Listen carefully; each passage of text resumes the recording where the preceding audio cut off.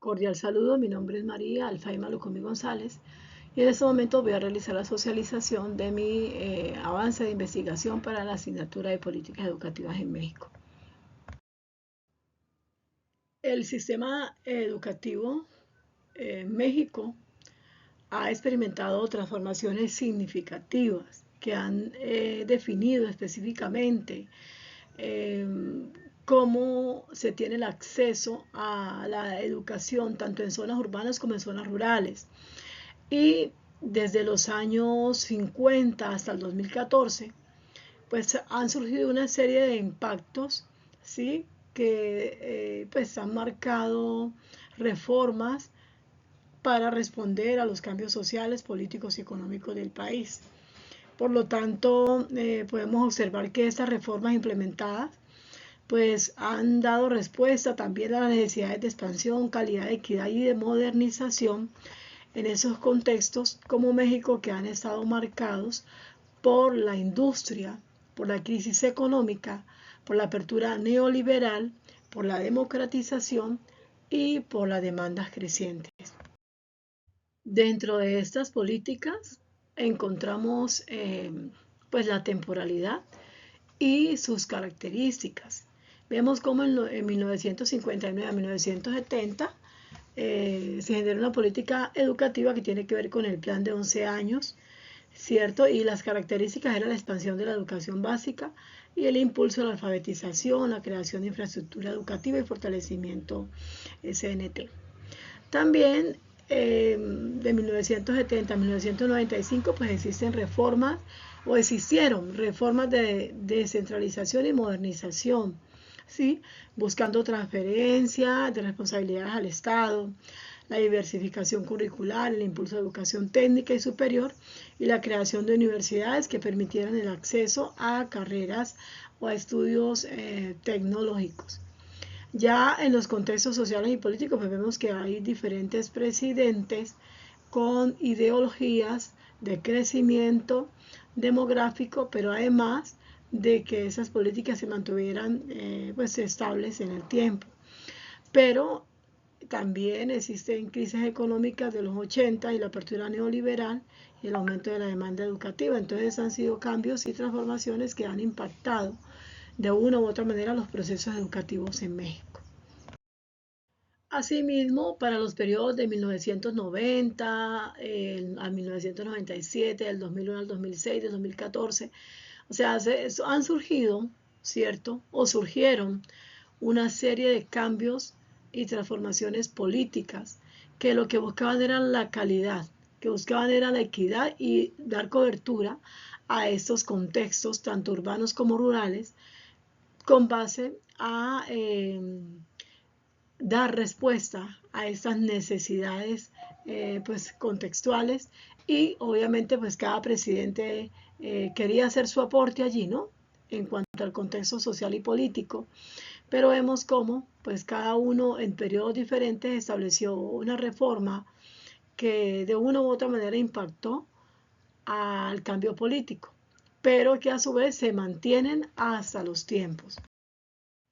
Desde una explicación detallada, entonces cada una de estas reformas que tuvo un periodo específico y un impacto también pues para la sociedad, se presenta en esta socialización.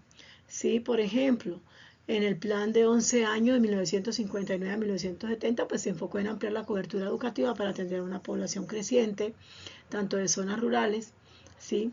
Con el Estado centralizado y fuerte se fortaleció el Sindicato Nacional de Trabajadores de Educación, por ejemplo, el CNT, como actor clave. Pero existen ya otras reformas en otros tiempos, ¿sí?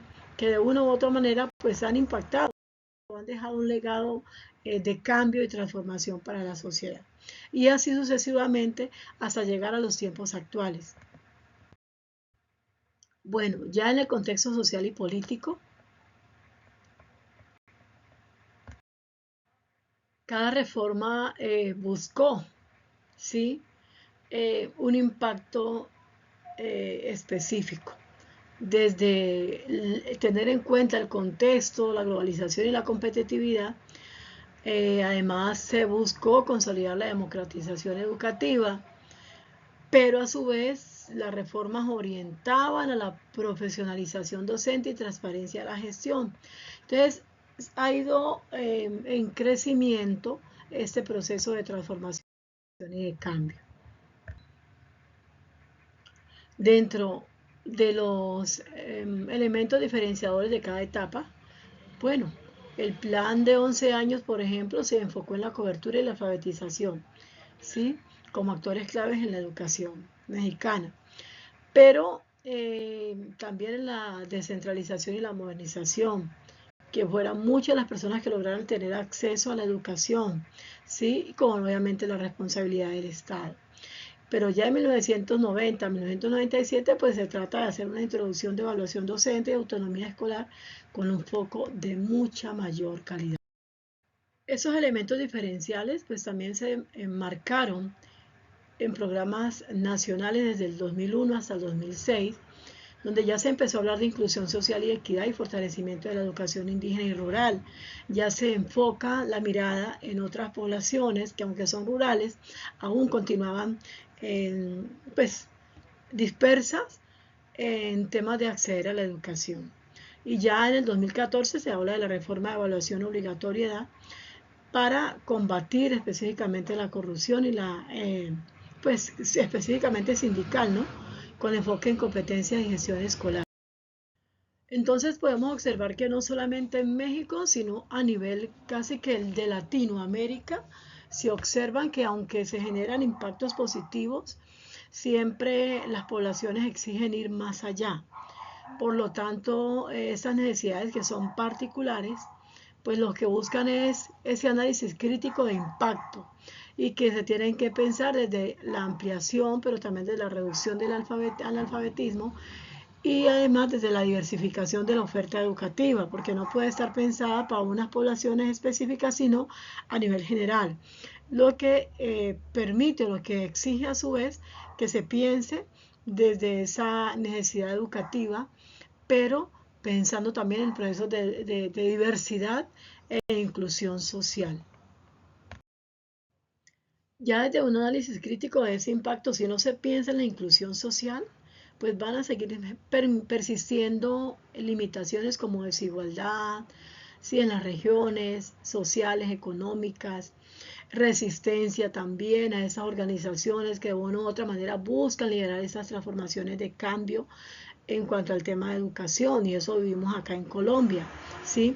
Pero también hay otra que genera calidad educativa desigual y deficiente, no solamente a nivel de la calidad de la educación, sino también a nivel de infraestructura y de recursos para brindar un proceso de educación integral y estructural.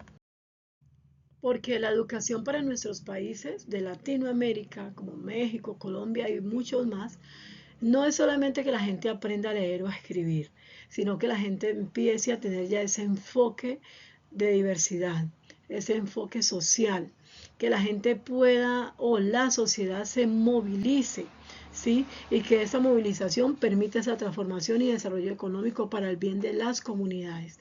Por eso es importante tener en cuenta estos aspectos porque permiten profundizar en esas desigualdades estructurales que viven nuestros países y que se evidencia en esas necesidades de atenciones mucho más inclusivas. Y es en esa necesidad de cambio y transformación social donde siguen existiendo agendas pendientes. Y cuando hablamos de estas agendas pendientes, hacemos referencia a todos aquellos aspectos que se deben fortalecer o que un país determina como área de oportunidad, no solamente en ámbitos educativos, sino en ámbito social a nivel general. ¿Sí? La mejora de la calidad en zonas rurales, con enfoque diferencial, pensar desde la cosmovisión de las comunidades indígenas, afrodescendientes, raizales, negras, palenqueras, como en el caso de nuestro país, de Colombia, ¿sí?